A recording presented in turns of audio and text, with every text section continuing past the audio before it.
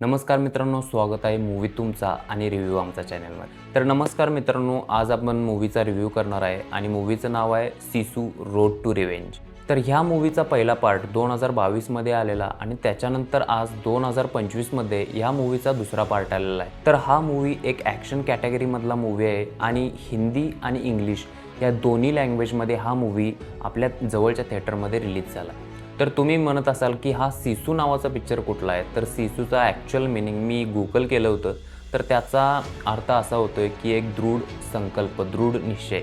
तर हा पिक्चर जर तुम्ही बघायचं ठरवलं असेल तर ह्याचा पहिला पार्ट जो आलेला 2022ला तो एकदा तुम्ही बघून जावा अशी माझी इच्छा आहे. कारण कसं आहे, कॅरेक्टर रिलेटेड एक इमोशनल्स कनेक्ट होतात आणि ते ही आता सेकंड पार्ट बघताना तुम्हाला म्हणजे ते फील होणार नाही. कॅरेक्टरबद्दलचं जे इमोशन आहे ते तुम्हाला फील होणार नाही. म्हणून माझं सजेशन असं आहे की ही जर मूवी तुम्ही बघणार असाल तर त्याचा पहिला पार्ट तुम्ही बघून. तर पहिला पार्ट मी तुम्हाला का बघा म्हणतोय, कारण आत्ता रिलीज झालेल्या ह्या मूवीमध्ये फक्त ॲक्शन आहे. ह्या माणसाच्या मागं पूर्ण आर्मी का लागले, परत सगळ्या बाईकवरून चेसिंग सीन का आहेत, हेलिकॉप्टरनं चेस करते, विमाननं चेस करते, गोळीबार करते, एवढं चाललंय का हे सगळं. ह्याच्या मागची जर स्टोरी आपल्याला जाणून घ्यायची असेल तर आपल्याला पहिला पार्ट बघितलाच पाहिजे.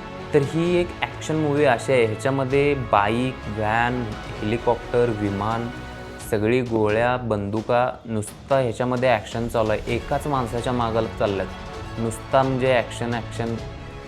1.5 तासाचा मूवी आहे ह्यो. तुम्हाला अजिबात कंटाळा येणार नाही. मधी थोडं तुम्हाला म्हणजे लॉजिकली वाटेल की बाबा एवढी सगळी ह्याला मारायल्यात, पण हिरोला कसं काय होईना. कारण एवढं हिरोचं रक्त निघालं आहे, एवढं हिरो पडाला आहे, धडपडाला आहे, तरी पण त्यातनं उठून तो ॲक्शन करतो आहे.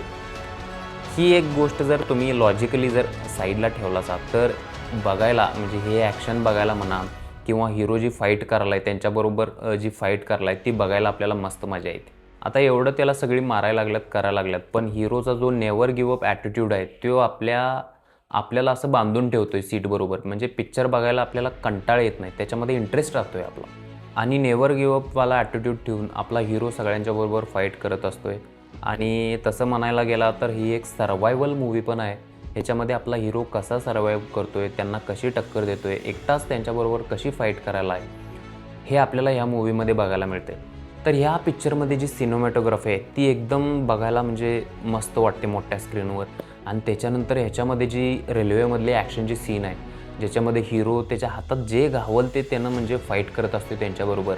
आणि काय काय रॉकेट लॉन्चर, कुऱ्हाड, बंदुका, गोळ्या, असे सीन्स दाखवलेत की असं वाटतं की बाबा 50% तरी आपलं पैसे वसूल झालेत. तर आपल्याला पहिला पार्ट आणि दुसरा पार्ट जर कंपेअर करायचा झाला म्हणजे ॲक्शनच्या रिलेटेड, तर ह्या आत्ताच्या सेकंड पार्टमध्ये भरपूर ॲक्शन त्यांनी ॲड केले. त्यामुळं जे ॲक्शन लवर्स आहेत त्यांनी हा पिक्चर बघितलाच पाहिजे. त्याच्यानंतर म्हणजे ओव्हरऑल मूव्ही म्हणजे हा कशा रिलेटेड आहे, म्हणजे पहिला पार्ट ज्यांनी बघितला आहे त्यांना आयडिया आला असेल. आता ह्याच्यामध्ये काय दाखवलं आहे की बाबा हिची जी वाईफ होती, त्याचा जो मुलगा होता, हे सगळे एक्सपायर झालेत. म्हणजे वॉरमध्ये वगैरे एक्सपायर झालेत. मग आता ह्याला काय करायचं आहे की त्याचं जे घर होतं तिथं ते म्हणजे तिथलं साहित्य घेऊन दुसरीकडे जाऊन तो शांतपणे राहायचा प्रयत्न करतोय. पण ती जी आर्मी होती त्या आर्मीला म्हणजे पूर्ण आर्मी ह्याच्या मागं चेस करायला. मग आता काय होतंय, हा आपला जो हिरो आहे तो शांतपणे दुसरीकडे जाऊन राहतोय का नाही त्याच्या इच्छेनुसार, की आर्मी त्याला भारी पडते. हे सगळं ओव्हरऑल ह्या पिक्चरची स्टोरी आहे. म्हणजे बाकी तुम्हाला ॲक्शनच बघायला मिळणार आहे.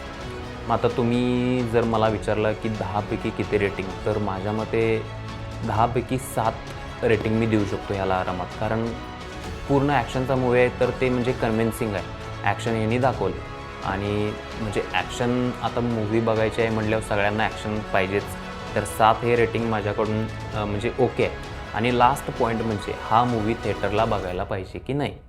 तर मी म्हणतो की ज्यांना ॲक्शन्स आवडते, म्हणजे ज्यांना स्टोरीशी मतलब नाही, काय नाही, म्हणजे एवढं बाकीमध्ये कशा त्यांना इन्व्हॉल्वच व्हायचं नाही, तर त्यांनी एकदा थिएटरला ट्रायल द्यायला पाहिजे या मूव्हीला.